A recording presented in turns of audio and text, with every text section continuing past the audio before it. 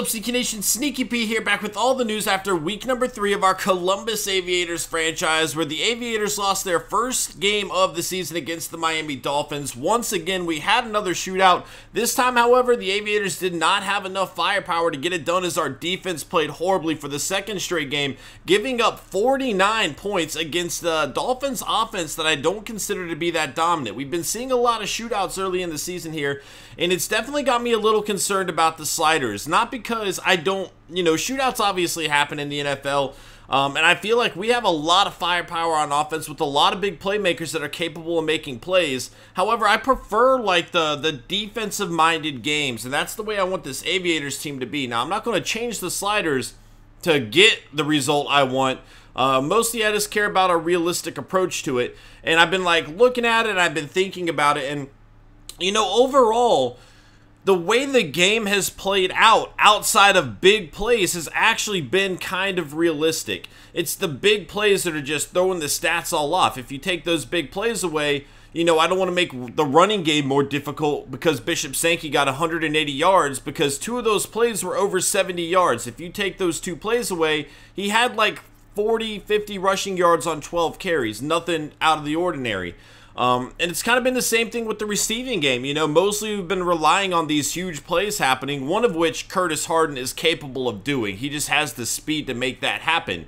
And then, we've just had some luck involved. So it's like one of those things, where do I go about changing the sliders when the game's playing out realistic outside of these big plays? We'll give it another shot. I might turn tackling up a little bit. That might be one thing we adjust. I don't know. Because I do want a more realistic approach to it, a more realistic feel, rather than shootout after shootout. That's not the game I enjoy, really. Now, if it plays out realistically and those are the results, I'm okay with it. But I don't know how realistic it is you'd see a shootout between the Dolphins and the Aviators at this point. And again, a lot of that just has to do with the way the season's unfolded so far. A few big plays here and there have really kind of made the difference. Ultimately, I think we saw him pass, Tannehill pass for over 80% completion. That's a little bit frustrating. I think maybe we'll increase the pass difficulty on both sides. I don't know. We have some things we need to figure out, though. Let's go ahead and manually progress some players as we move forward here. And the other thing with these sliders is, more than any other Madden, I feel like these sliders are incredibly inconsistent. Each game I play, I just get an entirely different result.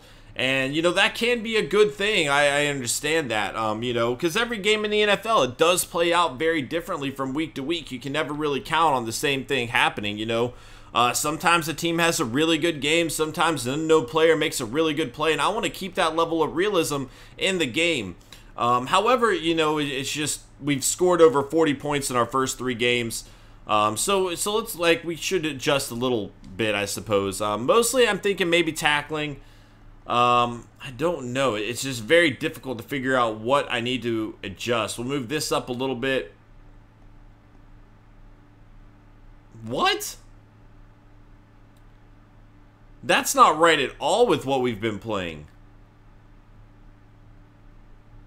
What? Where did this come from? These do not look like the sliders we've been using. And I've never changed them. I'm pretty sure we had this down quite a bit more.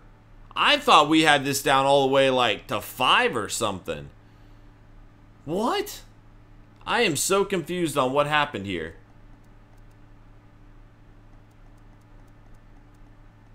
Maybe I'm thinking of our Bills franchise? That's a possibility. I might be thinking of the Bills franchise online. Anyway, and if that's the case, we're going to try to make it a little bit more difficult here. So let's do all that. And on the same token, we need to do that for our side as well, because again, they completed like 80% of their passes there. So we'll move this down to 45 as well. We'll match it. I don't know how this is going to play out. We'll just kind of see. That's so weird. I could have sworn the sliders were different, but I've never changed them, so I don't know. Anyway, we'll give this a shot, guys. See how it all plays out. I do want a more realistic feel to it. And we're going to try to get that. Every game does not need to be both teams scoring over 40 points. I don't really enjoy that kind of game. I like those defensive plays. I like guys stepping up. So we'll have to see if that helps at all. I might just be thinking of 2 different series, you know, because we got our online one with the Bills as well for Twitch and everything like that. So that could just be a case of it. We'll see how it all plays out over time. Everything might be perfectly fine. I see some good defensive players here. Offensively, some guys are standing out, but defensively, I'm seeing a lot of guys that I'm really liking right now. And that's huge. We do need a center, so seeing those 2 guys right there could definitely be big upgrades for this Aviator team. And again, you know, we'll adjust things as we go. You know, I want to listen to you guys. Let me know what y'all think in the comments on what needs to happen. Because obviously I don't want those shootouts every game. You know, they are capable of happening. I definitely feel like we have some players capable of making very, very big plays for this team. But ultimately I want to keep a, you know, level of realism to it as well, obviously. You know, that needs to be there. So we'll figure out how things go. Ultimately, though, the Aviators got a loss. And next up, we're on the road in Houston. That's not going to be an easy game. The Texans are also 2-1. They're the one division team we haven't faced yet. If we can get a win over the Texans, we are going to be leading the division in terms of a playoff spot. Not only are we going to have a better record than everybody else, but we're also going to have the tiebreaker over every other team in our division. That would definitely be huge, and it's something that we're definitely going to have to strive for. You know, picking up a tough road victory. We weren't the best road team last year. We did get a road win in our first time this year, so we're going to have to continue that and hopefully make another good game out of it. You know, show up again on the road, show what this team is capable of doing. Aaron Rodgers, 27 of 35, 300 yards, 5 passing touchdowns. Atkins with 11 tackles and an interception. Merciless with 6 tackles and 4 sacks. And Bishop Sankey, once again, we are going to have a Crusader. Oh my goodness. I'm going to do that, guys. It's going to take me time to adjust to the Aviator name. We have an Aviator on the list here. 14 carries, 186 yards, 13.3 yards a carry. Again, I said it earlier in the video, you know, 2 of those carries went for over 70 yards. Without those 2 plays, we're looking at 12 carries for 40-something yards, you know, 46 yards, 41 yards, something like that.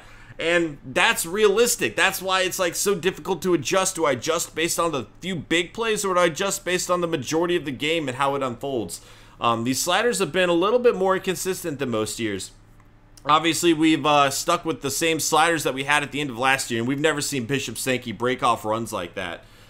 So who knows? It's just going to play out differently every game, and we're just going to have to adjust accordingly.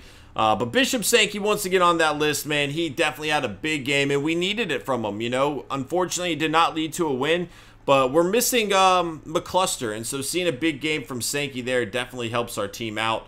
Stats, we'll probably go after that after week 4. I think after next week we might look more into the season stats and everything like that. Let's go ahead and check out the Texans lineup. Again, this is another division team. Any rookie that we see here is going to have a very big part of this entire franchise series moving forward. Kellen Moore is going to be the quarterback. Tom Savage backing him up. It looks like Ryan Mallett is injured, so they need a quarterback. They're 2-1 right now. They're winning without him. That's because they have a lot of playmakers on defense. If I had to guess, they still have Arian Foster at running back, a great running back.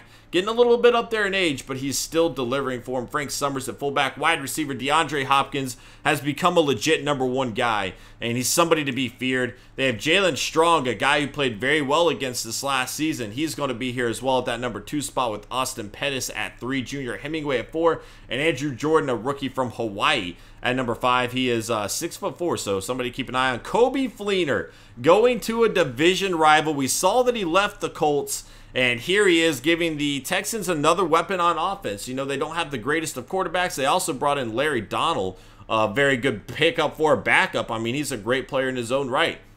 So they definitely got a lot of guys capable of making plays on offense. The question is their quarterback going to be able to get them the ball? And a lot of that might depend on their offensive line and how much time they give him to work with. Looking through their offensive line, they have a very solid one. Not a single player below an 80 there. And then defensively, probably the best defensive line in the NFL. Arguably, they're right there with the Rams. It's between those two. J.J. Watt at left end, Jadavon Clowney at right end. Merciless backing him up. We also saw that he just got 4 sacks in a backup role, so he's capable of making plays. And then, of course, you got Vince Wilfork, and then Michael Powers, a great rookie to learn behind Vince Wilfork, J.J. Watt, and company. I mean, they're really putting together a very solid defense. And you win the battle of the trenches, it's definitely going to help you out. Now, linebacker-wise, you know, they got Williams at that left outside linebacker spot. Cushing's a player I like a lot. He's a big leader and capable of making plays as well. Bishop's right behind him. And then they bring over Lance Briggs. Now, at this point in his career, Lance Briggs is not near the player he once was. But having a guy who knows where he needs to be on the field is definitely huge. You know, he's not going to make a whole lot of mistakes. He might not be the big playmaker that he once was, but he's very intelligent and he knows where to be. And those kind of guys on defense are very, very valuable. In the secondary, they got Jonathan Joseph and Kareem Jackson with Brandon Boykin and Kevin Johnson, the second-year player from Wake Forest here. At free safety, Raheem Moore, a huge addition to this team. In real life, all these additions haven't been paying off quite as much, and then you got Jared over here at strong safety. So, you know, defensively, they got a lot of guys that are going to step up and make some plays. And it's definitely going to be probably the toughest defensive team we've played yet. Offensively, they've brought in, you know, a great tight end in Fleener. They have a lot of playmakers to work with. The question is their quarterback going to be able to get them the ball? If our defense can step up, we could be getting another win here. That would be huge for this team in terms of the division standings. But they're going to have to step up and make some plays, something our defense hasn't done in 2 weeks. Remember, we allowed 49 points last week. We allowed over 40 points in the week before. Right now, our defense is struggling. And this is going to be a big test for him, you know, a road game against a very good opponent. We're going to need to make some plays if we're going to have a chance here. And that doesn't just stand true for this week, but the entire season. You know, it's time for our defense to step up and make some things happen. But that is going to be it for this episode, guys. I hope you enjoyed. If you did, please smash that like button. It helps me out a lot. And I'll see you guys in week 4 as we take on the Houston Texans. Later.